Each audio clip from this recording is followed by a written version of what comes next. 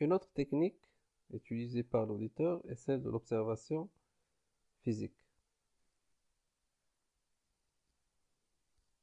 Les éléments concernés par cette vérification sont essentiellement les immobilisations, les stocks et les disponibilités.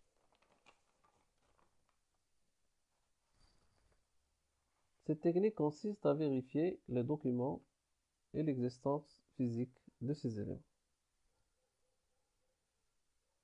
La quatrième technique qu'on va présenter s'appelle la circularisation. Il s'agit tout simplement d'une technique de confirmation auprès des tiers, c'est-à-dire les fournisseurs et les clients de l'entreprise. Je vais vous présenter ici un exemple de lettre qu'on peut adresser soit aux clients ou bien aux fournisseurs ou bien les tiers de façon générale pour avoir des informations afin de les rapprocher avec la comptabilité de l'entreprise. Vous avez là un modèle avec bien sûr une enveloppe timbrée pour envoyer la réponse. Et là sur cette deuxième partie, vous avez les informations demandées par l'auditeur.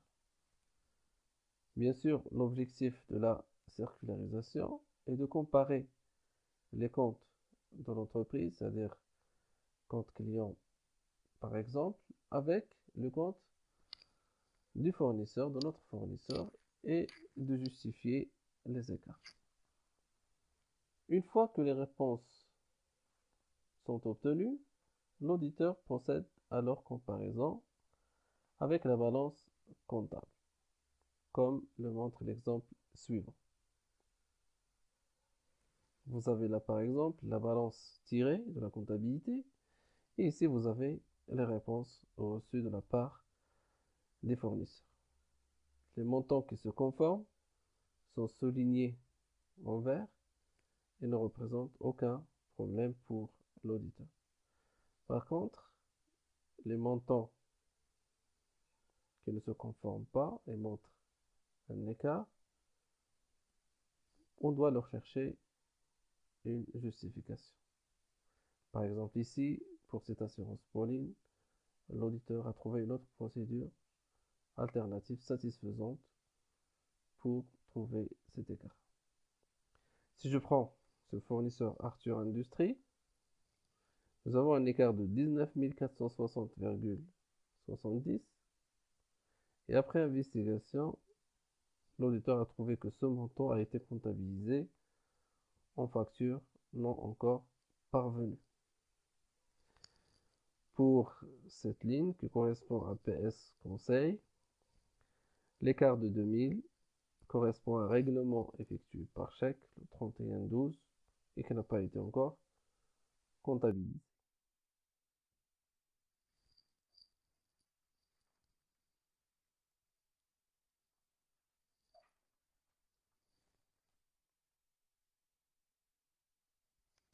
La cinquième technique qu'on va présenter est connue par le test de Katov. Il s'agit tout simplement de vérifier l'application du principe de séparation ou de spécialisation des exercices.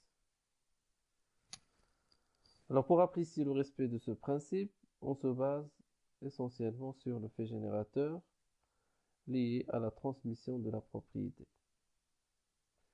à savoir la livraison. C'est-à-dire, pour nous, on ne peut enregistrer l'achat ou bien la vente que s'il y a la livraison. Donc, la livraison ici, c'est le fait générateur qui donne droit à la comptabilisation de l'achat ou bien de la vente parmi les éléments de l'exercice en question. Alors, on va essayer de voir deux exemples de tests de Katov. Le premier correspond à des opérations d'achat et le deuxième pour les opérations de vente. Alors, on va reprendre ce même tableau avec plus de détails. Alors, les informations essentielles à suivre ici, c'est les montants de chaque fournisseur. Ici, vous avez la date de réception de la marchandise. Et ici, vous avez l'enregistrement effectué au niveau de la comptabilité.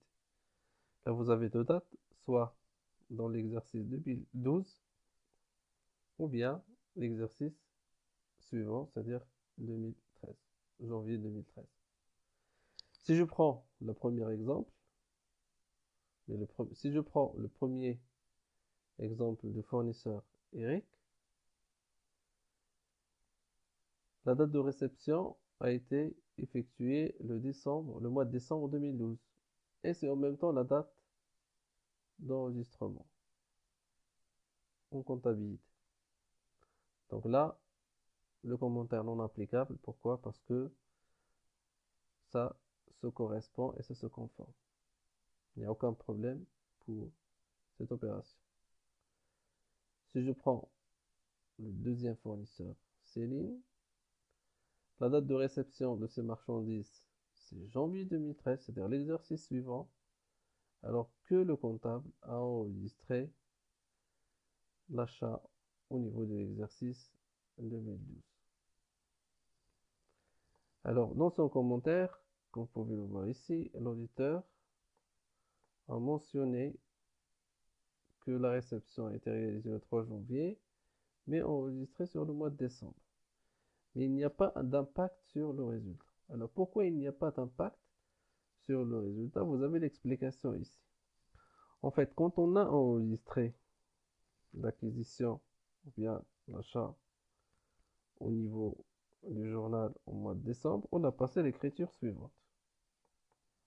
On a débité l'achat et on a crédité le compte fournisseur. Si je reprends uniquement cette écriture, on s'aperçoit qu'il y a un impact parce que les charges ont augmenté de 8 et donc il y a une diminution de résultat de 8.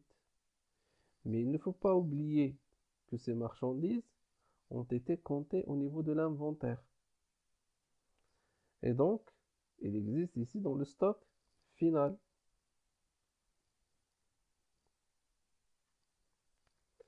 Bien sûr, cette écriture, il a un impact sur le résultat. Là, vous avez crédité un compte de charge, ça veut dire que les charges ont diminué. Et si les charges diminuent, vous avez automatiquement une augmentation de résultat. Donc là, vous avez une diminution de 8, là, vous avez une augmentation de 8, donc il n'y a pas d'impact sur le résultat. Alors ici, comme conclusion, l'auditeur constate qu'au bilan, il y a le compte stock et le compte fournisseur qui sont surévalués de 8. Bien sûr, on le voit ici des deux côtés. Vous avez le stock qui est surévalué de 8 et vous avez les fournisseurs qui sont surévalués de 8.